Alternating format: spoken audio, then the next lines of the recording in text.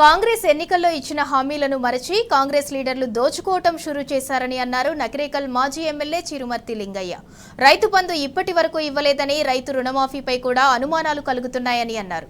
నల్గొండ జిల్లా నకిరేకల్లో మీడియా సమావేశంలో మాట్లాడిన ఆయన బీఆర్ఎస్ కార్యకర్తలపై పోలీసులు అక్రమ కేసులు బనాయిస్తున్నారని ఆరోపించారు. రుణమాఫీపై ఆంక్షలు విధించకుండా అమలు చేయాలని డిమాండ్ చేశారు. ఎన్నికల ముందు మాటలు కోటలు దాటిన తప్పితే పనులు ఎక్కడ కూడా ఆచరణ కాలే. నేను డిసెంబర్ 7వ తారీఖు ప్రమాణం చేస్తే 9వ తారీఖు నాడు మీకు 10,000 కేసీఆర్ ఇచ్చే రైతు బంధు వద్దు, నేను 15,000 ఇస్తాను చెప్పింది. కానీ ఇలా 10,000 దిక్కు లేదు. రుణమాఫీ నేను వెంటనే చేస్తా, ప్రభుత్వం రాగానే వెంబడి 9వ తారీఖున సంతకం పెడతా, రైతులకు రుణమాఫీ చేస్తాడు. ఇలా రుణమాఫీ అతి లేదు, నాకు గతి లేదు.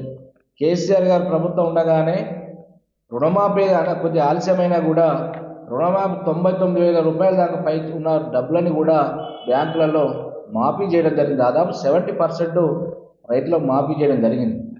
ఉన్న 30%కు ఇవాళ మంత్రులతోటి అధికారులతోటి వివిధ మెయిన్ పత్రికలు శీర్షికలు రాపించి ఆగస్టులోకి ఇస్తా అని చెప్పి అనేక సందర్భాలు శీర్షికలు రాస్తారు తప్పితే పని ఆచరణ మాత్రం జరగడం లేదు.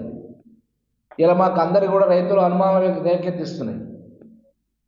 ఇలా రుణమాఫీ ఉన్న 30%లో కూడా పూర్తిసారి ఎలాంటి కండిషన్ లేకుండా ఇచ్చే పరిస్థితి కనబడతలేదు.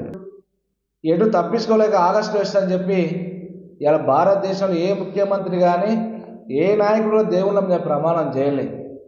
ప్రజలను మోసం చేస్తుండొచ్చు కానీ లాస్ట్ దేవుని కూడా మోసం చేయాలన్న పరిస్థితిలో ఇవాళ ప్రభుత్వం రేవంత్ రెడ్డి గారు శ్రీకారం చుట్టి ఇలా యాదగిరి లక్ష్మీనరసింహ స్వామి మీద ప్రమాణం చేసిండు, జోగులాంబ మీద ప్రమాణం చేసిండు, వేములకొండ లక్ష్మీనరసింహ స్వామి మీద ప్రమాణం చేసిండు.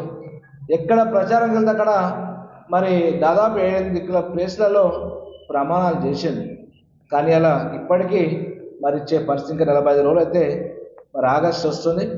మేము ఒకటే డిమాండ్ చేస్తున్నాం, వితౌట్ కండిషన్ లేకుండా ప్రతి ఒక్క రైతు కూడా రుణమాఫీ చేయవలసిన బాధ్యత ప్రభుత్వం పైన ఉంది.